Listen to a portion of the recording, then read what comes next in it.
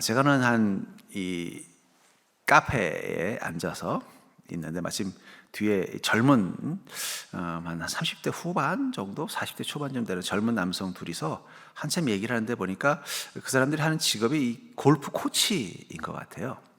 그래서 둘이 막 얘기를 하면서 이제 자기가 가르치는 레슨하는 이 소위 말하는 이제 골프를 좋아하는 사람들에 대한 얘기를 하면서 두 가지를 되게 속상해 하더라고요.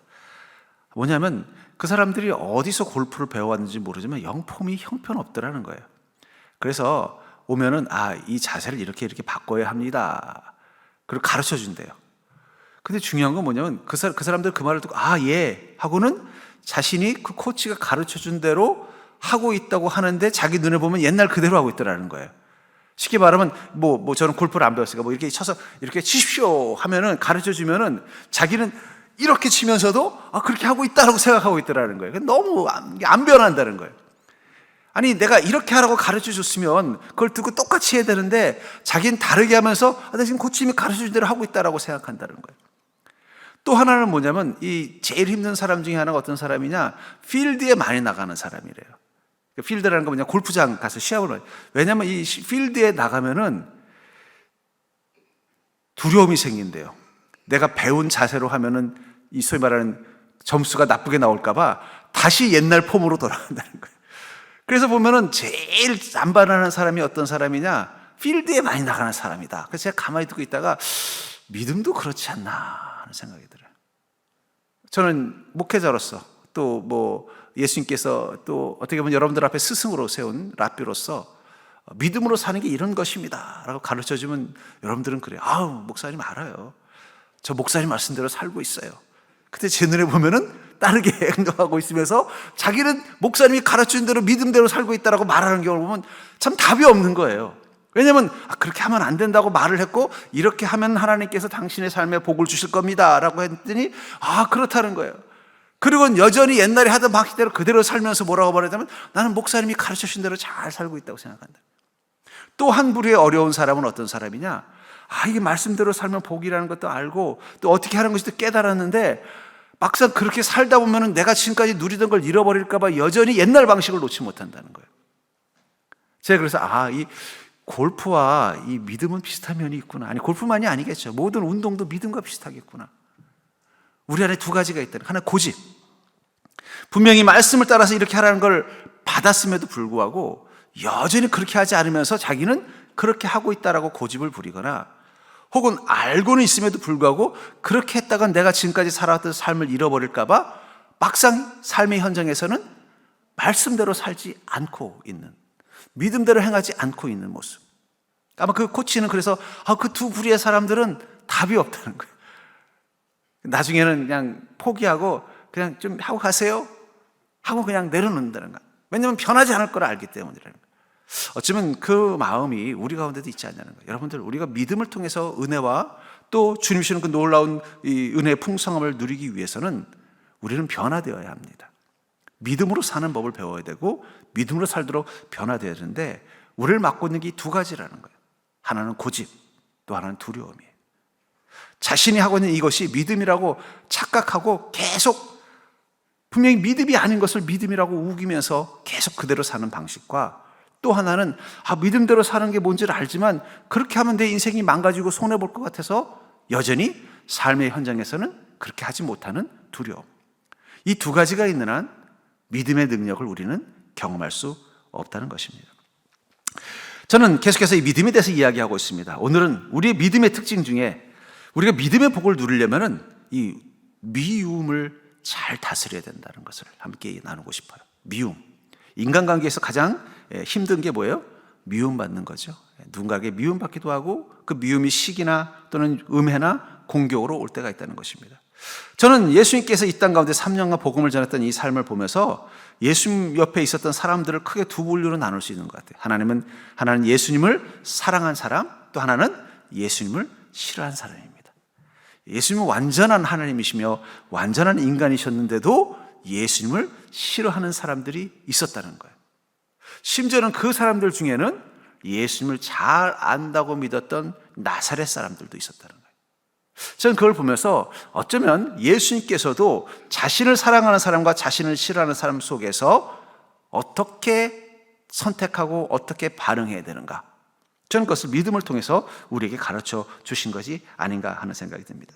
여기 보면 이 예수님을 따르는 사람들에게도 어떤 것이 오고 있어요?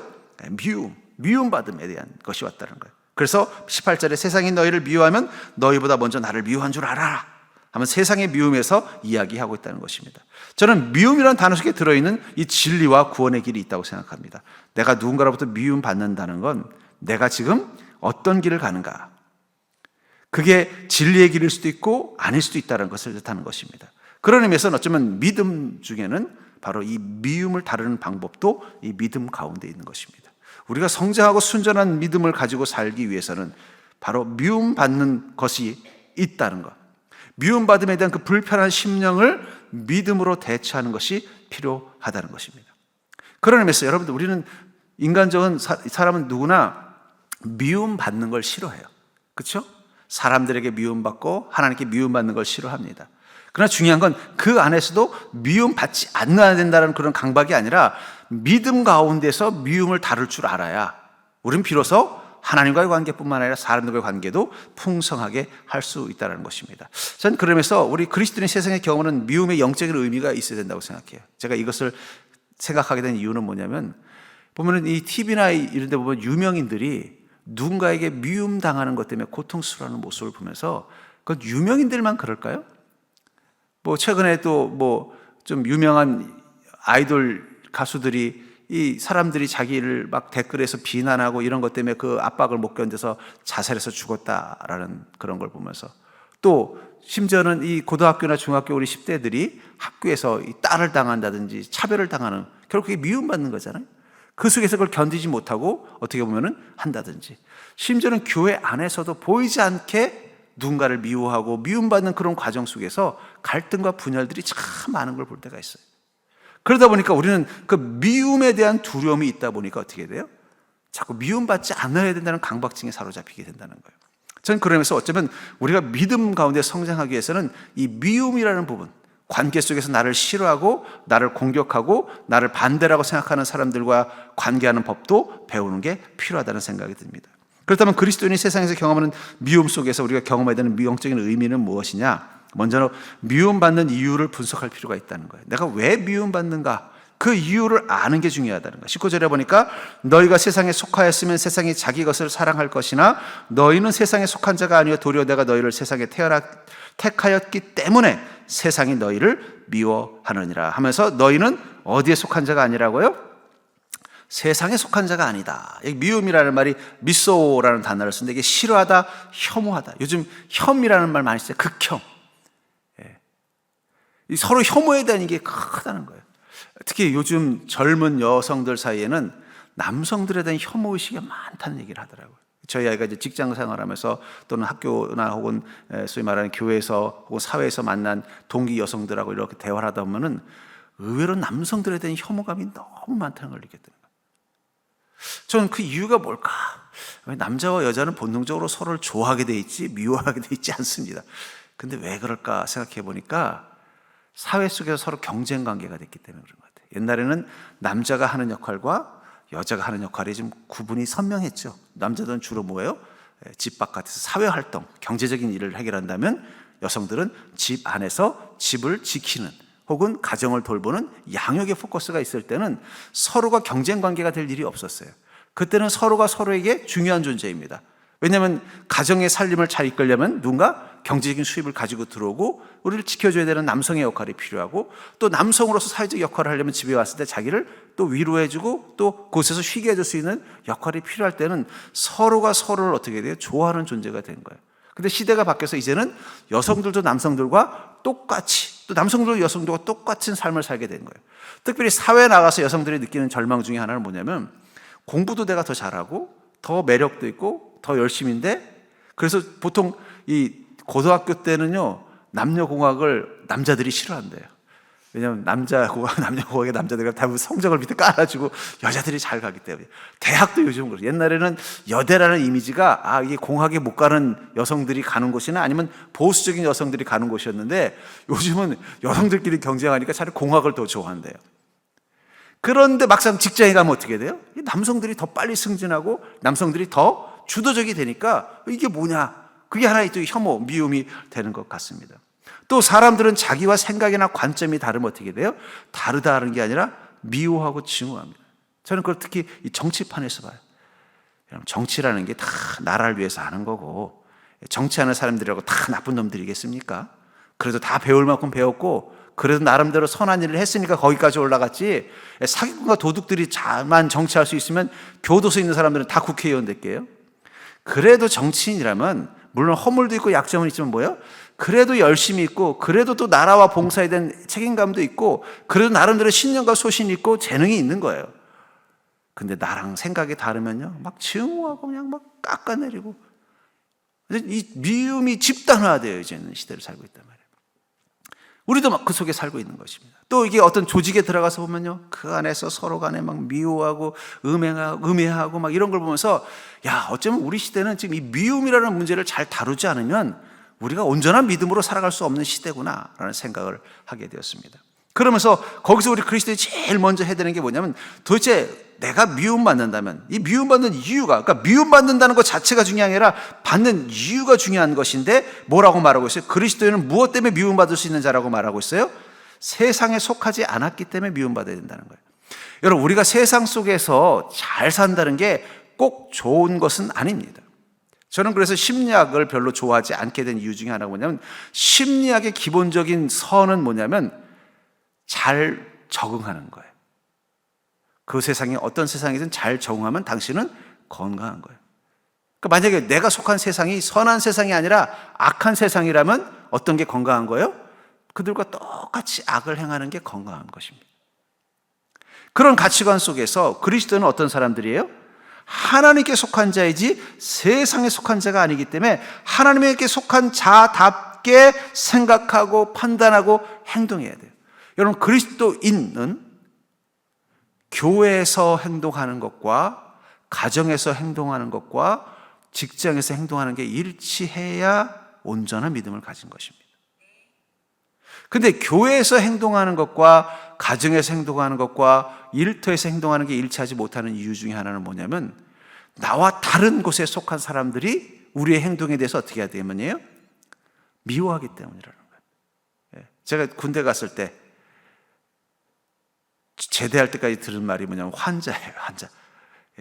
이 고참들이 저를 아무개 일병, 아무개 상병 부르는 게 아니라 환자 이리 와봐. 기분이 얼마나 나쁘겠어요. 근데 왜 환자라고 들었냐? 예수에 미쳐 있으니까 환자라는 소리라는 거예요. 처음엔 그 말이 되게 기분이 나빴는데 가만히 생각해 보니까 저분들이 나를 좋게 보는 거네. 아니, 그래도 내가 예수 믿었으면 예수에 미쳤다는 소리 좀 들어야지. 환자 소리 좀 들어야지. 이제 처음엔 이등병 때 갔더니 막 내가 이제 뭐 열심히 교회 가려고 애를 쓰고 막 그렇게 하니까 아유 막 말 환자라고 막 놀리더라고요. 그래도 그냥 뭐 어떡하겠어요. 고참들이니까 참고 그냥 제 믿음을 잘 지켰어요.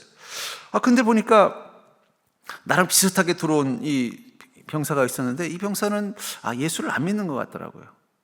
뭐 술도 먹고 담배도 하고 같이 어울리고 주일도 뭐 그냥 교회 안 가고 집에서 뭐 부대에서 그냥 축구하고 쉬고. 그러다 나중에 얘기해 보니까 이 친구가 교회 열심히 학생회장까지 했던 친구더라고요. 청년회장까지 한 친구예요. 제가 깜짝 놀랐어요. 너는 왜 교회도 안 가고 그냥 그러냐 그랬더니, 아이 괜히 그랬다가 또 나도 미움받는 거, 고참한테 괜히 구박받는 거 싫고 그냥 하나님께 기도했어요. 주님, 제대할 때까지만 좀 봐주십시오. 나중에 이제 그 안 믿는 고참들도 알게 되고, 너도 예수 믿어? 근데 그다음부터 또 반대로 놀리는 거예요. 너 예수 믿는 놈이 왜 그래? 하면서.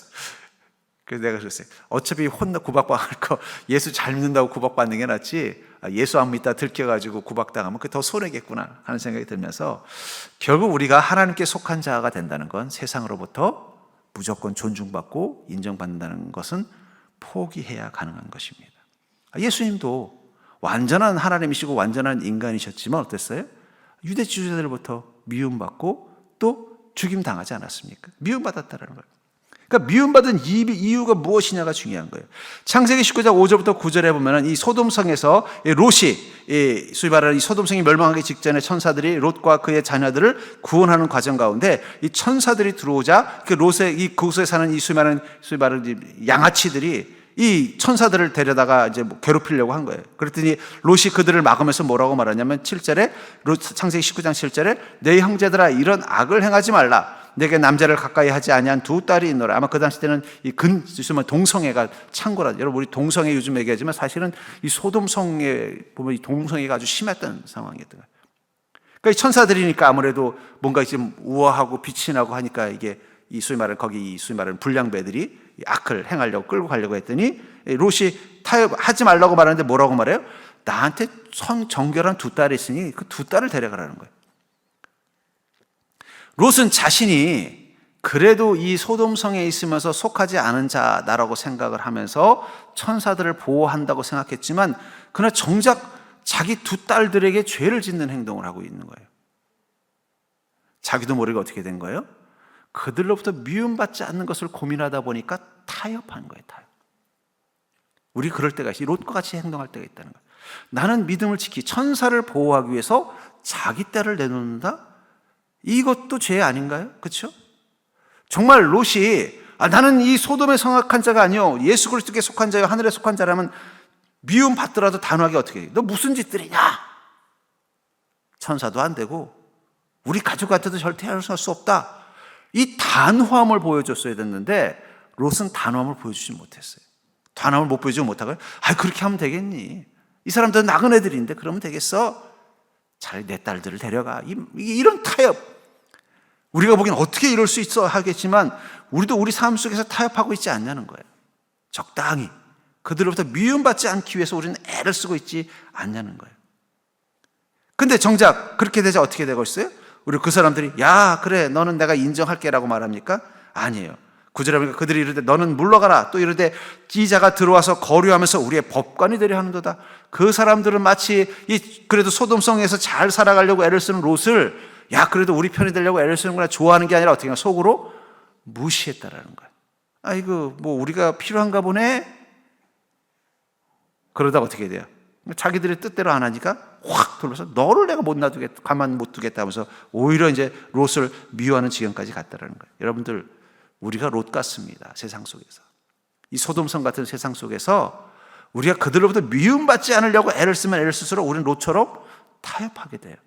그럼 롯처럼 타협하면 그들과 잘 지낼 것 같아요? 그들은 속으로 웃습니다. 뭐 예수 믿는다더니 뭐. 어쩌면 지금 교회들이 위기가 온 진짜 이유는 우리가 어느 순간 세상으로부터 미움받지 않으려고 애를 쓰다 보니까 우리도 모르게 하나님과 멀어진 선택을 삶 속에서 한 결과일 수도 있다는 거예요. 그렇기 때문에 여러분들, 난 미움받지 않는 사람, 사람들에게 싫은 소리 듣지 않는 사람, 무조건 선한 사람이 되는 것이 우리가 온전한 믿음을 가진 것은 아닙니다. 누구에게 미움받고 있다. 난 누구에게 지금 미움받고 있는가? 하나님께 인정받고 있다면, 그것 때문에 사람들한테 미움받는다면 그 미움받음을 받아들일 수 있는 것도 믿음의 힘이라고 생각해요. 그래서 우리 이렇게 질문해야 돼요. 나는 지금 예수님과 함께 미움받고 있는 인생을 살고 있는가? 다시 말하지만 세상이 악해지면 악해질수록 우리가 주님과 함께 있는 것은 미움의 대상이 되는 겁니다. 예수님을 향해서 이 땅에 예수님을 죽이려고 하고 예수님을 십자가에 못 박으려 하면 할수록 예수님과 함께 있었던 제자들은 어떤 대상이 되는 거예요? 미움의 대상이 될 수밖에 없는 것입니다. 전 그러면서 점점 이 악해져가는 이 세상 가운데서 여러분들은 예수님과 함께 미움받을 존재가 되어 있는지를 돌아보는 믿음 되기를 주의 이름으로 축복합니다. 우리 옆 사람 모여서 볼까요? 우리 예수님과 함께 미움받읍시다. 그러니까 여러분, 우리가 미움받지 않으려고 애를 쓰는 것, 물론 여기서 중요한 게 있어요. 미움받는 이유가 예수님과 함께하기 때문에 미움받는 것이라면 그것은 정당하고 아름다운 것입니다. 그런데 문제는 우리가 죄와 어리석음과 욕심 때문에 미움받는다면, 무례함과 무지함과 무모함 때문에 미움받는다면 그것은 당장 고쳐야 될 일이라는 거예요.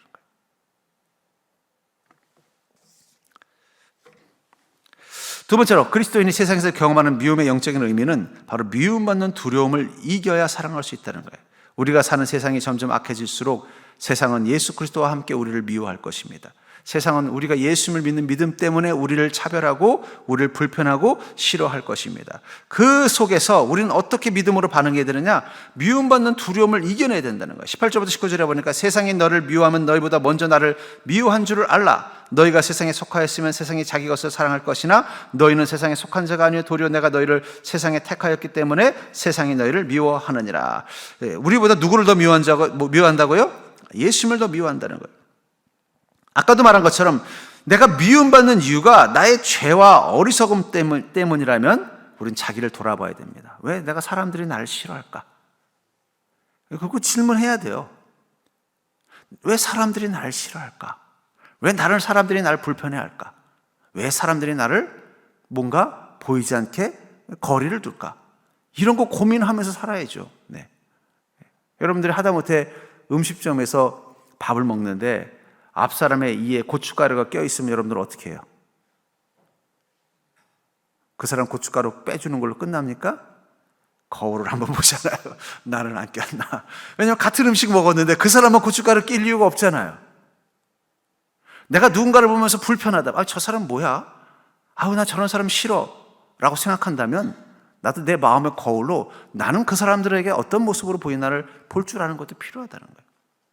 그러니까 내가 미움받는 이유가 나의 죄와 어리석음 때문이라면 그것은 우리는 성찰하고 어떻게 돼요? 그걸 믿음의 성장의 계기로 만들어야 돼요. 그러나 예수님의 편에 섰기 때문에 미움받는 거라면 우리는 그것을 기쁨으로 감당할 줄 알 때 어떻게 된다는 거예요? 믿음이 성장한다는 거예요. 그래서 사도행전 7장 59절부터 60절에 보면은 스데반 집사님이 돌에 맞아 죽기 직전 그분이 하나님께 기도할 때 이렇게 기도하지 않습니까? 그들이 돌로 스데반을 치니 스데반이 부르짖어 이르되 주 예수여 내 영혼을 받으시옵소서 하고 무릎을 꿇고 크게 불러 이르되 주여 내 죄를 그들에게 돌리지 마옵소서 이 말을 하고자 하니라 라고 하면서 뭐라고 말하고 있어요? 주님 이 죄를 그들에게 돌리지 말라. 왜 그렇습니까? 어떻게 스데반 집사님은 자기를 죽이고 자기를 미워하는 그 사람들을 향해서 이렇게 기도할 수 있었어요? 왜냐하면 내가 지금 하고 있는 일은 누구의 편에 섰기 때문에 일어난 일이에요? 예수님 편에 섰기 때문이라는 거예요. 저 사람들이 내가 예수님 편에 안 섰으면 굳이 나를 죽일 이유가 없는 거예요. 내가 예수님 편에 섰기 때문에 죽는 것입니다. 그렇다면 오히려 그것을 기뻐하고 감사할 수 있다는 거예요. 그게 바로 믿음의 힘이라고 생각합니다. 어쩌면 베드로가 예수님을 3번이나 부인했던 이유는 뭘까요? 자신이 예수님과 똑같이 이 유대 지도자들에게 미움받거나 그 미움받는 때문에 어떤 고통을 당할까 봐 두려웠기 때문에 부인한 거 아닙니까? 가로준나는 왜 예수님을 팔았을까요? 보니까 이 유대 지도자들이 예수님을 미워하는데 나도 만약에 계속 예수님 편에 있다가는 어떻게 돼요? 나도 미움의 대상이 되겠구나 하니까 다가가서 어떻게 돼요? 타협을 하는 거예요. 나도 예수님 마음에 안 든다. 그럼 내가 너희들 도와줄게. 그러면서 자기가 스스로 어떻게 돼요? 그 유대 지도자들에게 미움받지 않는 자가 되기를 선택한 것입니다. 어쩌면 지금 시대에 사람들의 마음 가운데 악이 가득한 이 시대일수록 우리는 미움받을 수 있는 용기도 필요한 것 같습니다. 왜 미움받은 용기가 필요하냐? 우리는 완벽주의자가 아니기 때문이에요. 우리는 사람들에게 때로는 오해받기도 하고 미움받기도 할 수 있습니다. 그때마다 우리가 돌아봐야 되는 건 뭐냐면 내가 완벽주의자가 아니기 때문에 그들에게 미움받을 수 있다는 거예요. 완벽하지 않기 때문에. 또 하나는요. 그 속에서 그럼에도 불구하고 우리는 어떻게 해야 돼요? 예수 그리스도를 믿는 믿음으로 주님과 함께 주님의 선함을 선택하는 것입니다. 네가 나를 미워하니까 나도 널 미워한다. 어쩌면 세상에 지금 문제가 되는 건 그 악순 아니에요. 복수. 미움이라는 복수. 그래서 이쪽에서 뭔가 문제가 생기면은 막 미워해요. 그러다가 또 반대쪽에 약점이 생기면 거절하고 또 이쪽에서 미워하는 게 계속 악순환된다는 거예요. 저는 그러면서 미움받지 않는 것을 사랑받는 것이라고 착각하면 안 된다고 생각해요. 여러분 미움받지 않는 것과 사랑받는 건 달라요. 현대인들이 왜 서로를 깊게 관계를 못 맺느냐? 미움받고 싶지 않아서 그래요. 미움받고 싶지 않으니까 어떻게 돼요? 적당히만 관계를 맺어요. 교회 안에서도 그럴 수가 있어요. 내가 교회 들어가 보니까 사람들이 때로는 나를 오해해서 자꾸 나 뒤에서 뒷담화도 하고 또 잘못하면 또 내가 괜히 그 사람들에게 오해받아서 내가 미움받고 나 그거 싫어. 그러니까 적당히 관계를 맺어야지 라고 생각하면서 신앙생활하는 사람도 있다는 거예요. 근데 여러분 미움받지 않는 것과 사랑받는 것은 다릅니다. 우리는 미움받지 않기 위해서 관계를 맺는 게 아니라 사랑받기 위해서 관계를 맺는 거예요. 사람들이 나를 사랑하고 내가 그들을 사랑하기 때문에. 어쩌면 현대인들이 이렇게 모임도 많고 만남도 많고 관계도 많은데 외로운 이유가 뭐냐? 서로 미워하는 관계를 하거나 혹은 미움받지 않는 관계를 하려고만 애를 썼지, 사랑하는 관계가 되거나 사랑받는 관계가 되려고 애를 쓰지 않기 때문일 수도 있다는 거예요. 그래서 요한일서 4장 18절에 보니까 사랑 안에 두려움이 없고 온전한 사랑이 두려움을 내쫓나니 두려움에는 형벌이 있음이라. 두려워하는 자는 사랑 안에서 온전히 이루지 못하였느니라 하면서 이 사랑을, 어떤 완전한 사랑을 뭐라고 말해요? 두려움을 내쫓는 힘이 있다는 거예요. 우리가 누군가를 사랑하게 될 때 두려움을 이겨낼 수 있는, 그 사랑이 잘못돼서 미움받을까 봐 두려워하는 마음을 이겨낼 수 있는 힘이 바로 그 사랑 가운데 있다는 것입니다. 세 번째로, 그리스도인이 세상에서 경험하는 미움의 영적인 의미는 예수님을 위해서 미움받을 때 예수님의 사랑이 풍성히 임한다는 거예요. 여러분, 우리가 이 땅 가운데 믿음을 가지고 산다는 것은 바로 주님을 사랑하는 것이고, 주님을 사랑하기 위해서 주님을 위해서 미움받을 용기를 가지고 사는 것을 말하는 것입니다. 누가복음 6장 22절부터 23절에 보면은 인자로 말미암아 사람들이 너를 미워하며 멀리하고 욕하고 너희 이름을 악하다 하여 버릴 때에는 너에게 복이 있도다. 그날에 기뻐하고 뛰놀라 하늘에서 너희 상이 큼이라. 예수님으로 말미암아 사람들이 우리를 미워하고 멀리하고 욕하면 어쩐다는 거예요? 우리에게 복이 된다라고 말하고 있습니다. 아까도 말한 것처럼 가룟 유다의 갈등은 뭐예요? 자기는 예수님께도 미움받고 싶지 않았고 유대 지도자들에게도 미움받고 싶지 않았습니다. 그런데 예수님께 미움받지 않는 것보다 유대 지도자들에게 미움받지 않는 게 더 중요했기 때문에 예수님을 포기한 것입니다. 마태복음 10장 30절부터 40절에 보면은 아버지나 어머니를 나보다 더 사랑하는 자는 내게 합당하지 아니하고 아들이나 딸을 나보다 더 사랑하는 자도 내게 합당하지 아니하며 또 자기 십자가를 지고 나를 따르는 자도 내게 합당하지 아니하니라. 자기 목숨을 얻는 자는 잃을 것이요 나를 위하여 자기 목숨을 잃는 자는 얻으리라. 너희를 영접하는 자는 나를 영접하는 것이요 나를 영접하는 자는 나를 보내신 이를 영접하는 것이다 라고 하면서 어떤 자가 어떤 자보다 합당하지 않다라고 말하고 있어요. 아버지나 어머니를 나보다 더 사랑하는 자. 우리가 예수님을 사랑하는데 우리의 부모님을 더 사랑하는 것은 합당하지 않다라고 말하고 있다는 거예요. 또 아들이나 딸을 나보다 더 사랑하는 자. 우리가 자기 십자가를 지고 예수님을 따른다는 것을 뭐라고 표현하고 있는 거예요? 부모님보다 예수님을 더 사랑하는 자. 또 자녀들보다 예수님을 더 사랑하는 게 바로 예수 그리스도를, 자기 십자가를 지고 예수님을 따르는 것이다 라고 말하고 있다는 것입니다. 물론 여기서 말하는 것은 그냥 부모만을 말하는 게 아니라 어떤 부모냐? 내가 예수님을 사랑하는 것을 싫어하는 부모, 내가 예수님을 섬기는 것을 더 기뻐하는 것을 싫어하는 자녀를 말하는 것입니다. 그들 앞에서 어떻게 된다는 거예요? 내가 주님을 위해서 그 싫어함도 감당하겠다 하는 마음을 가질 때 그게 뭐라는 거예요? 그게 진짜 예수님을 사랑하는 모습이다 라고 말하고, 그것이 바로 자기 십자가를 지는 것이다 라고 말하고 있습니다. 어쩌면 지금까지 우리 교회가 성장하는 데 있어서 가장 큰 성도들의 결단 중에 하나가 뭐냐면 주님을 사랑하기 위해서 내가 사랑해야 되는 소중한 사람들로부터 미움받는 것을 두려워하지 않았다는 거예요. 제가 어릴 적에 보면은 저희 집안이 유교 집안이 강한 집안에서 교회 나온다는 이유로 핍박하는 부모님을 둔 우리 선배들이 있었어요. 여자 고등학교 선배님은 머리를 빡빡 깎인 적도 있습니다. 교회를 안 나와가지고 찾아갔더니 머리를 빡빡 깎여가지고 학교도 못 가. 울고 있는 거예요. 그래서 같이 가가지고 기도해 준 기억도 있습니다. 그는 그 속에서 어떻게 해야 돼요? 그 믿음을 끝까지 주님을 더 사랑하겠습니다. 또 제 바로 위 형님은 그 아버지가 아주 유교 집안인데 예수님을 딱 만나고 나서 할아버지 제삿날인데 나 절 안 해요.